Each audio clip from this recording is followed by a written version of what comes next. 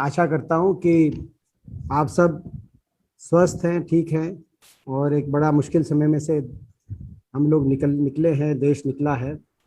और मुझे पता है, मैं निजी रूप से आप में से बहुतों से इस दौरान टच में भी रहा। बहुत लोगों ने स्वयं बहुत लोग खुद ही इसमें से निकले हैं या उनके परिवार इसमें से कोई ना कोई ग्रस्त था, कोई जानकार ग्रस्त था। तो अब हम आशा करते हैं कि स्थिति सबके परिवार की जानकारियों में जो भी लोग थे ग्रस्त, वो सब स्वस्थ हो गए होंगे या स्वस्थ होने की तरफ बढ़े होंगे। मैं शुरुआत में श्रद्धांजलि देके शुरुआत करना चाहता हूं आज की प्रेस वार्ता की। जो सभी कोरोना काल में, दूसरी लहर में पूरे देश में जिन बहुत से हमारे नागरिकों की मृत्यु हुई, उनके सभी के प्रति श्रद्धांजलि व्यक्त करते हुए उनके परिजनों को ईश्वर शक्ति दे, देश को शक्ति दे, देश इसमें से आगे निकले। साथ ही उन किसान परिवारों के प्रति भी श्रद्धांजलि मैं व्यक्त करता हूं जिनकी एक लंबे 6 महीने से जो किसान आंदोलन चल रहा है, उसमें भी बहुत से किसानों की अलग अलग आंकड़े हैं, मगर 400 से ज़्यादा जो किसान जो है उन्होंने अपनी जान कुर्बान की है। उनकी जो है इन धरनों पे उनकी जानें इन धरनों पे गई हैं, तो उनके प्रति भी श्रद्धांजलि व्यक्त करते हैं। 2-3 इशू मैं आज आपके सामने रखना चाहता हूँ। लंबे समय के बाद ये प्रेस कॉन्फ्रेंस हो रही है और आप समझ सकते हैं कि आपसे मैं लंबे समय के बाद, क्योंकि ये समय नहीं था, मैं नहीं समझता था कि जब ये कोरोना की दूसरी लहर चल रही थी तो उस समय कोई राजनीति का समय था। हम सबको अपने अपने रिस्पॉन्सिबिलिटी निभाने का समय था, अपना इंसानी फर्ज निभाने का समय था। और इसीलिए उस समय मैंने कोई प्रेस कॉन्फ्रेंस इस दौरान नहीं करी, या कोई प्रेस स्टेटमेंट भी इस दौरान आपने देखा होगा मेरी कोई ऐसी नहीं आई जिसमें केवल आरोप प्रत्यारोप की बात हो। कुछ सुझाव की प्रेस स्टेटमेंट्स मैंने ज़रूर दी हैं, मगर तो इसी एक लंबे समय के बाद ये प्रेस कॉन्फ्रेंस आ रही है। इसमें 4 विषय हैं। पहला तो जो नीति आयोग के भी आंकड़े हैं उससे मैं शुरुआत करूंगा। नीति आयोग ने जो अपनी एसडीजी की रिपोर्ट सारे प्रदेशों की प्रकाशित करी है, वो एक हरियाणा की इस गंभीर परिस्थिति में पहुंचा दिया गया है मौजूदा सरकार द्वारा, उसको नीति आयोग ने दर्शाया है। तो उस पर 2 मिनट में अपनी बात रखूंगा।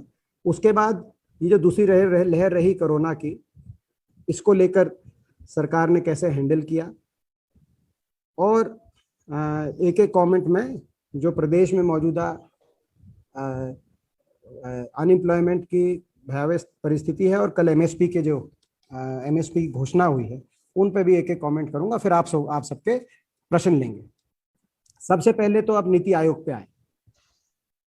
नीति आयोग ने जो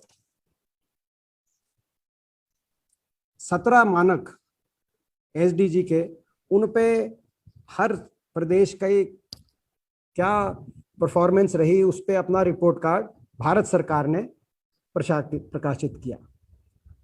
और भारत सरकार ने पूरी तरह से प्रकाशित करने के बाद इन आंकड़ों को हरियाणा सरकार के झूठे दावों की पोल खोलने का काम भारत सरकार ने किया, नीति आयोग ने किया और कुछ सच्चाई सामने रखी। आज के सारे अखबारों में, क्योंकि हमारे अखबार हरियाणा पंजाब के कई अखबार कंबाइंड भी हैं, चंडीगढ़ में सारे कंबाइंड छपते हैं, तो आपने देखा होगा पंजाब सरकार ने बड़ी बड़ी ऐड प्रकाशित की हुई हैं कि शिक्षा में नीति आयोग ने नंबर 1 पे पंजाब को रखा है, 2-3 और मानकों में नंबर 1 को पंजाब को रखा। तो मैं सोच रहा था कि हरियाणा सरकार अगर कोई ऐड प्रकाशित करे, हालांकि उन्होंने करी है, अपनी तरफ से घुमाने की कोशिश करी है, तो कौन सी 3 ऐसी चीज है या 2 ऐसी चीज है जिसमें हरियाणा टॉप पे आया है। हम सब जानते हैं कि हरियाणा का ओवरऑल हरियाणा 14 नंबर पे पहुंच गया, 14वें स्थान पे पहुंच गया। नंबर 1 हरियाणा बोलते थे। बहुत से मापदंडों के अनुसार ये प्रदेश 2014 तक देश में जो सबसे आगे के प्रदेश थे उनमें गिनती थी, प्रति व्यक्ति आय, प्रति व्यक्ति निवेश, विकास दर, इकोनॉमिक ग्रोथ रेट, इनमें हरियाणा देश में नंबर 1 पे आ रहा था। कृषि उत्पादकता, खेल खिलाड़ियों का परफॉर्मेंस, बहुत से ऐसे आंकड़े थे। हरियाणा की गिनती देश में नंबर 1 पे थी। अब क्या है, किन चीजों में नंबर 1 पे है, यानी टॉप 3 में? हरियाणा टॉप 3 में 3 चीजों में। नंबर 1 अनएम्प्लॉयमेंट, बेरोजगारी।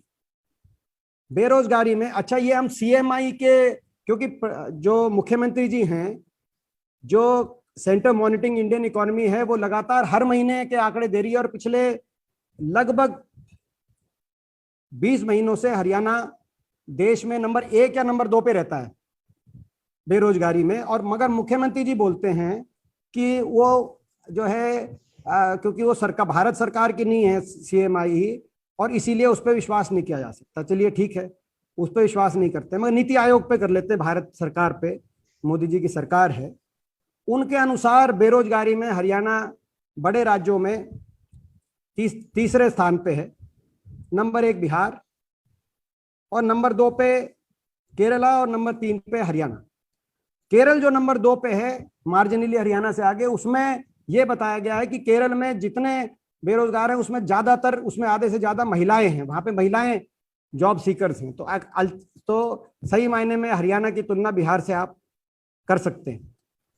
तो टॉप 3 में एक तो बेरोजगारी मैंने बता दिया, बेरोजगारी में है। दूसरा, हरियाणा टॉप 3 में अपराध में। नीति आयोग ने दर्शाया कि प्रति 1000 जनसंख्या मर्डर रेट, हत्या,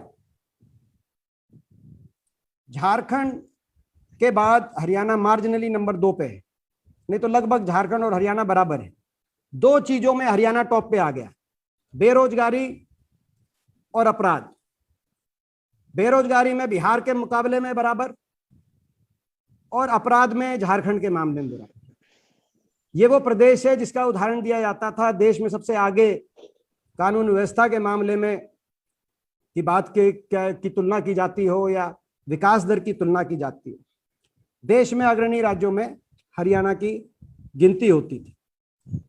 और ओवरऑल, जैसे मैंने बताया कि ओवरऑल 100 में से 67 अंक प्राप्त करके 14वें स्थान पे रहा। खास तौर पे 3 चीजों में बड़ी बुरी तरह खिसका हरियाणा, पीछे चला गया। किन चीजों में खिसका या पिछड़ा? शिक्षा, जिसमें पंजाब की ऐड आई है नंबर 1, हमने पंजाब को ओवरटेक कर लिया था। अगर आप 2014 की बात करें, जब भाजपा की सरकार हरियाणा में, तो प्लानिंग कमीशन, उस समय प्लानिंग कमीशन थी, प्लानिंग कमीशन के अनुसार हरियाणा पंजाब से शिक्षा के क्षेत्र में कहीं आगे था। आज क्या स्थिति हो गई? शिक्षा में पंजाब तो नंबर 1 पे है, और हरियाणा शिक्षा के क्षेत्र में पिछड़ा हुआ है। तो शिक्षा, औद्योगिक और आर्थिक वृद्धि के क्षेत्र में हरियाणा पिछड़ गया। औद्योगिक और आर्थिक वृद्धि, ये भी एक गंभीर है। अलग अलग हम देखें तो किस किस में हरियाणा क्या है, तो हम अंदाजा लगा सकते हैं कि गरीबी की है। गरीबी के मामले में हरियाणा 12वें नंबर पे आया, और हरियाणा एक इकलौती सरकार आई है कि हरियाणा के अंदर इकलौती सरकार है देश में जिसमें गरीबी में कोई कमी नहीं आई, बढ़ोतरी होगी। उसके बाद आर्थिक विकास दर, नीति आयोग के अनुसार आर्थिक विकास दर हरियाणा की गिर के 7.7% से 5.9% आ गई, जो देश में सबसे बड़ी गिरावटों में से एक है। और यही जुड़ा हुआ है बेरोजगारी से। जैसे मैंने कहा कि बेरोजगारी बढ़ गई, नीति आयोग के अनुसार बेरोजगारी हरियाणा की बढ़कर 9.8% हो गई, जो जिससे ज्यादा बिहार और मार्जिनली जो है केरल की। इसके अलावा जो वाटर एंड सैनिटेशन में हरियाणा 23वें नंबर पे आया है, 23वें नंबर पे। इसके अलावा जैसे मैंने इकोनॉमिक ग्रोथ, आर्थिक विकास दर में हरियाणा 15वें नंबर पे आया देश में। अंतर, गरीब अमीर में अंतर में हरियाणा 14वें नंबर पे आया है। और जो good health and wellbeing, health infrastructure पे अब हम आएंगे, क्योंकि कोरोना में हेल्थ का बड़ा रोल रहा।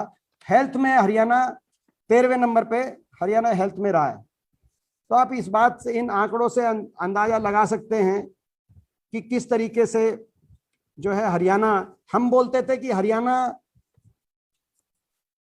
पटरी से उतर गया इस सरकार में, मगर सही बात तो यह है कि ये पटरी से तो हो सकता है कोई और भी पिछड़ गया हरियाणा, बाकी प्रदेश आगे चले गए, वो और भी ज्यादा सही सटीक उसका मैं समझता हूं कि कमेंट्री होगी हरियाणा का। ये 7 साल हरियाणा बेहाल, 7 साल की ये परफॉर्मेंस आपके सामने आ गई हरियाणा सरकार की। और मैं धन्यवाद करता हूं केंद्र सरकार का कि नीति आयोग का उन्होंने रखा है, और हरियाणा सरकार को जो कुछ कहना है वो उनको अपने बताएं अपनी जवाब, क्योंकि ये उनके दिए गए आंकड़े हैं